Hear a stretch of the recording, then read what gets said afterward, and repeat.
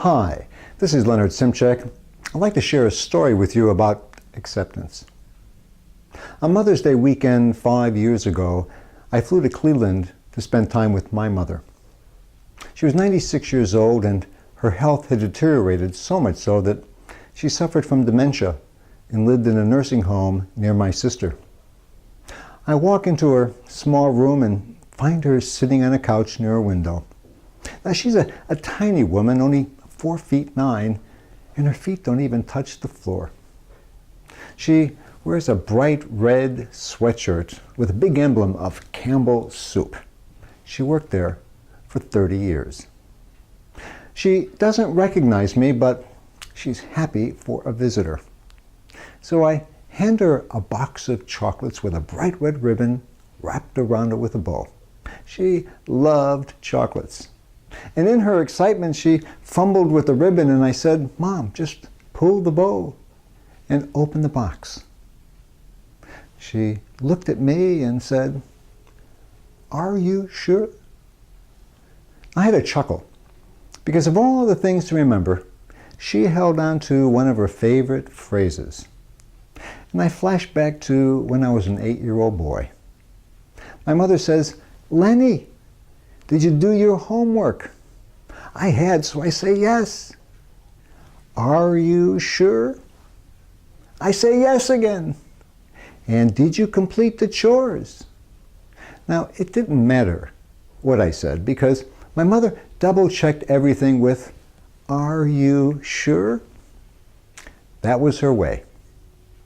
Mind you, not the best way to instill confidence in a little boy. For as I grew up, I was haunted by that phrase.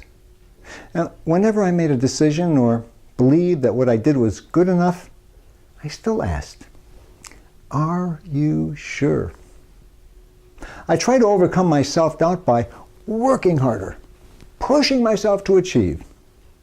Now that helped me accomplish many things in life, but I was still plagued by the question, "Are you sure?" Now, when I visited my mother, I was sure of one thing. She didn't remember me. Yet, I still asked the question. "Mom," I say, "do you know who I am?" She nods, and she smiles. "What's my name?" Now, with a twinkle in her eye, she says the word accept. "Accept," I say? "You mean like accept myself?" She nods. She smiles. I look at her and I say, "Are you sure?" She nods and smiles. It was as if her soul spoke to me in no uncertain terms that I needed to accept myself. Acceptance was the key to unlock the prison of self-doubt. Now, I did wonder whether I could accept my mother and her failing health, or whether I could accept myself and my mistakes. So I decided to make a confession. I say, "Mom, when I was 10 years old, I was the one who broke that back window." Now, she didn't blame or criticize me. She just nodded and smiled, just accepted. I figure I'm on a roll. I reveal the mystery of the ever-disappearing ice cream. It was me. And she just nodded and accepted. And then I tell her about some of the struggles I had growing up as a boy, about the pain I felt when my parents divorced, about growing up poor, about the bad times and the good. And I tell her how much I appreciated the sacrifices she made working at Campbell Soup Factory, raising 4 children on her own. And then I share emotions. I share tears like I never shared with her before. And she just nodded and smiled. And then she pointed outside the window where the gardener was mowing the lawn. "That's the president." I look outside and I nod and smile.